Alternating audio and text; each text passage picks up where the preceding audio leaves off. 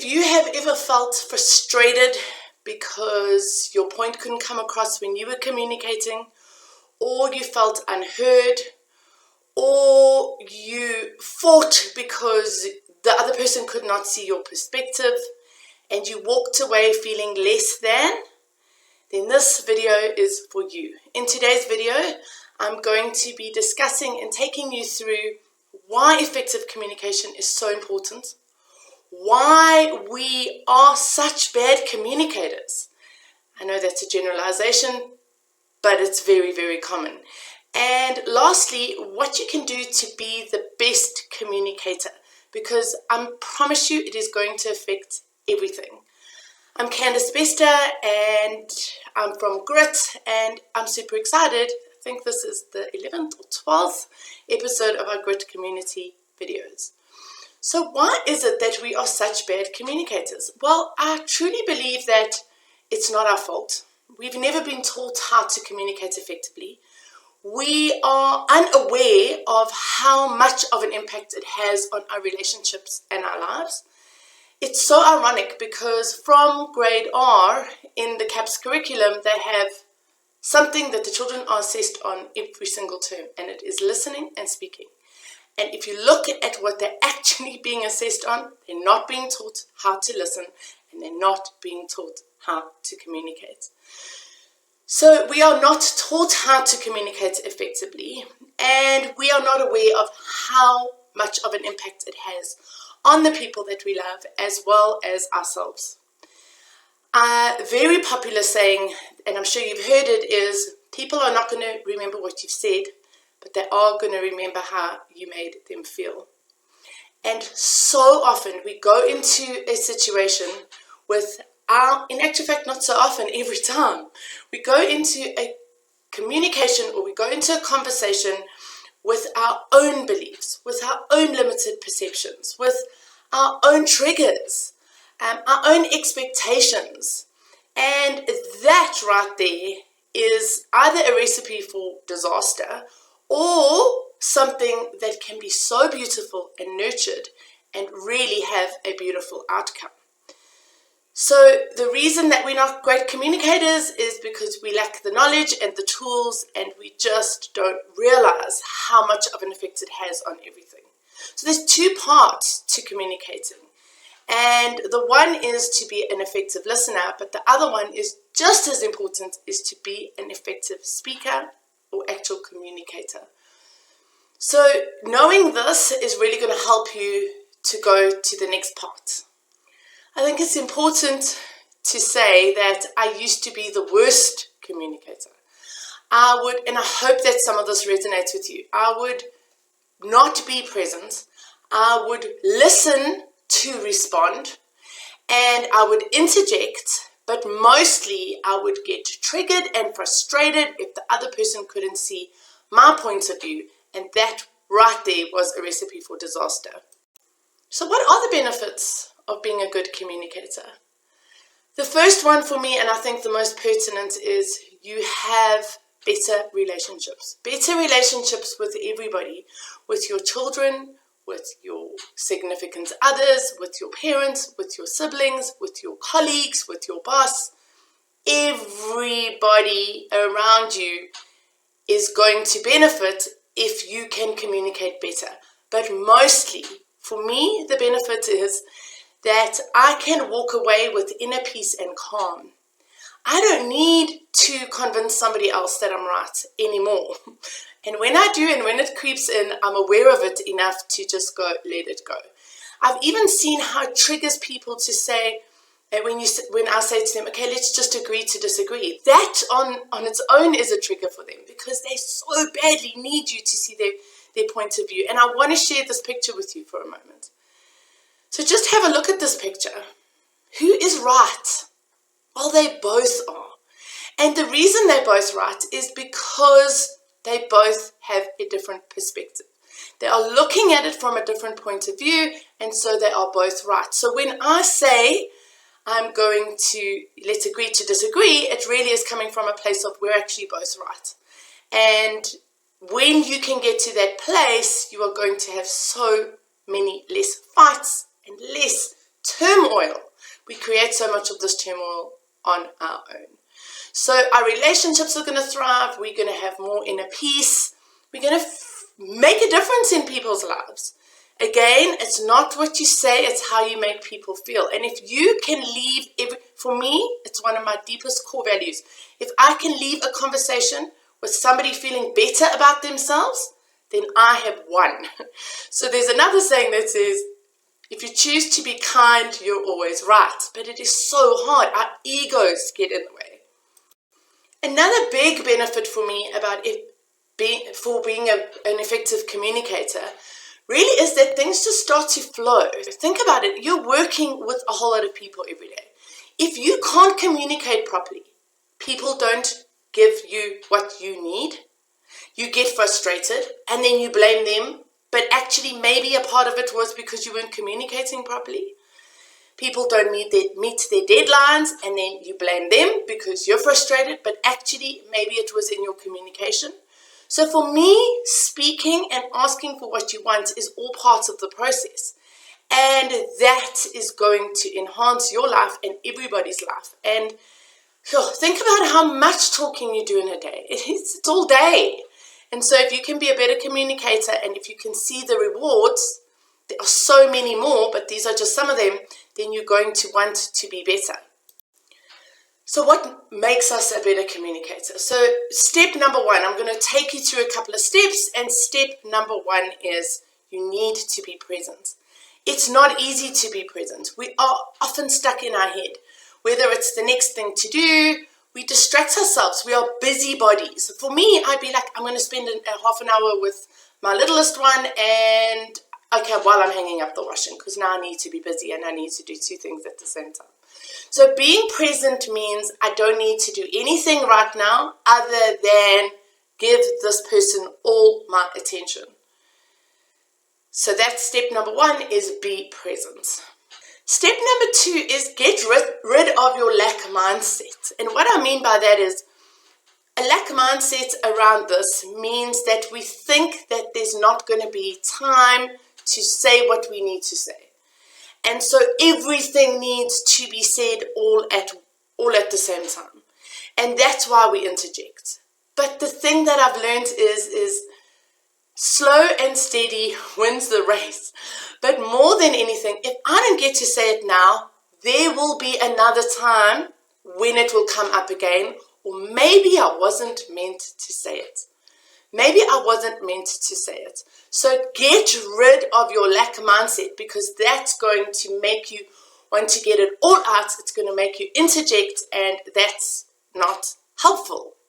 Step number three is notice your triggers. Notice when a feeling of anxiety comes up. Notice when you want to interject. The self-awareness during conversations is so important, and it is all about noticing your triggers, because when we are triggered, guess what happens? We speak over people, we defend ourselves, and sometimes it's just not necessary. We've misinterpreted what the person has said, and now our ego has come out, and this is where we start to want to defend ourselves. So notice the triggers and breathe through them. Breathe through your triggers. That is going to be such an integral part of effective communication. The next step and the next thing that you need to do is to listen to listen.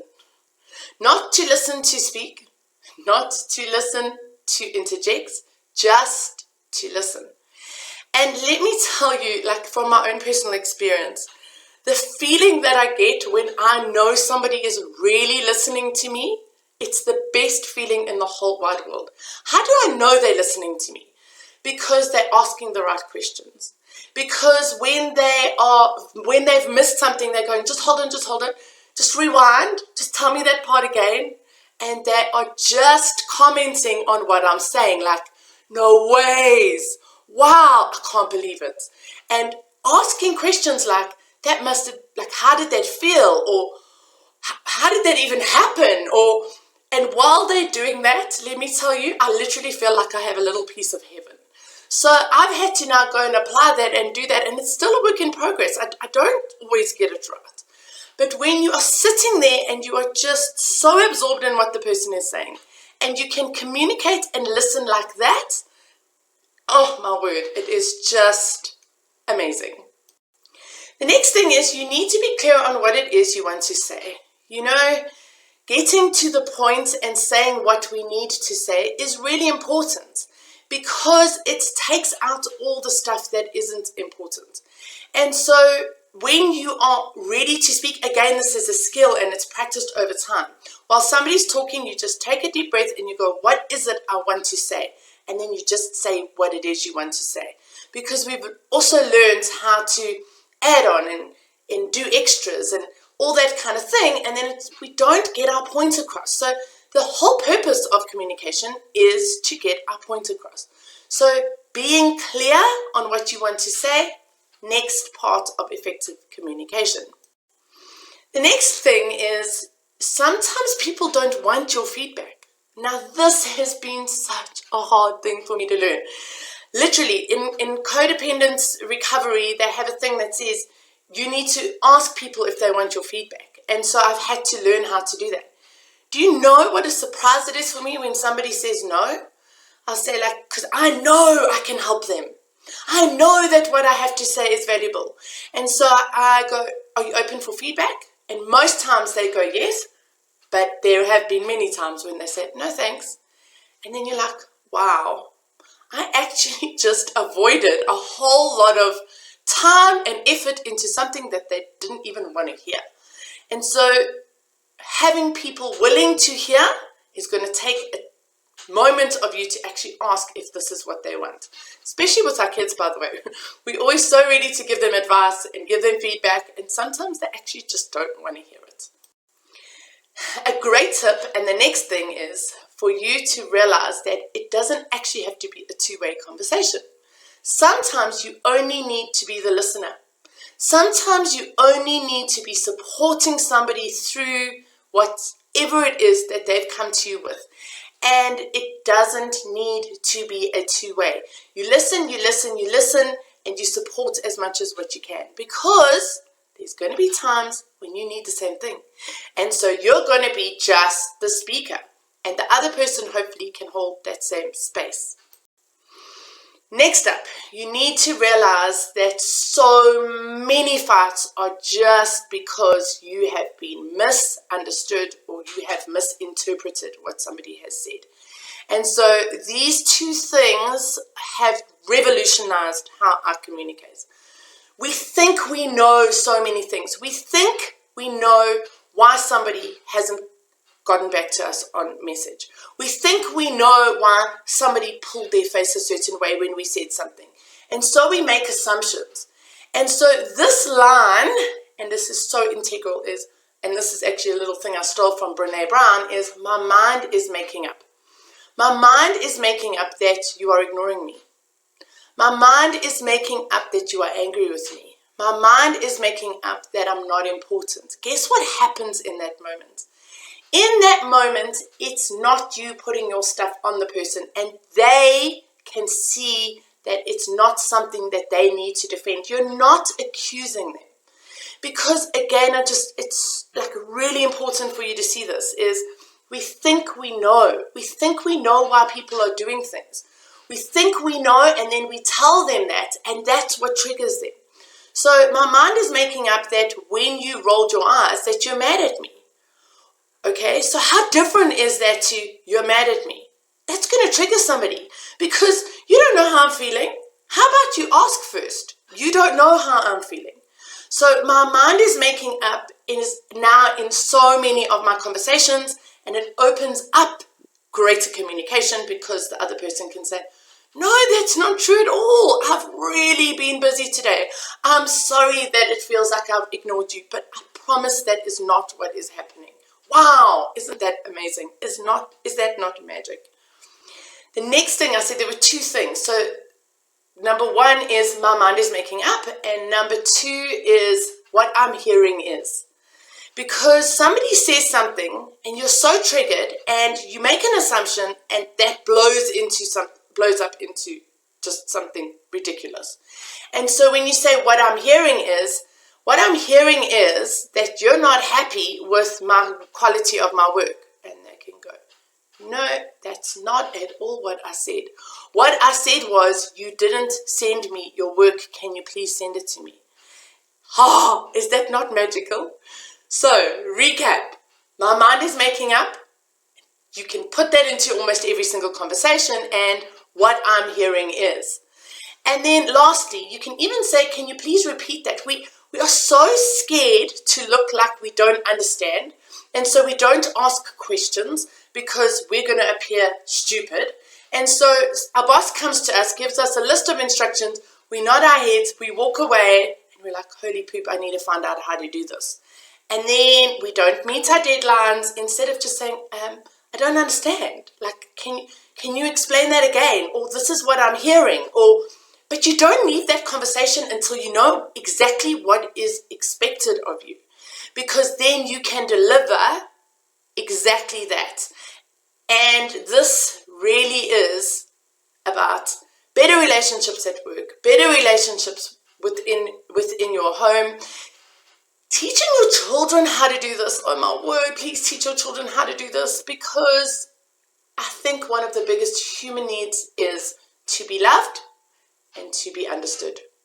And so this video today and all these little pointers is going to make you a better speaker, a better listener. You're going to feel heard and understood. Your loved ones are going to feel heard and understood. And it is just a golden ticket to success. Thank you for watching this video. Please like it and please share it. Subscribe to our YouTube channel. We have weekly videos like this. And I really want to just say before I go that the fact that you're here and listening right until the end just means that you want to be a better person, and you really need to acknowledge yourself for that. Until next time.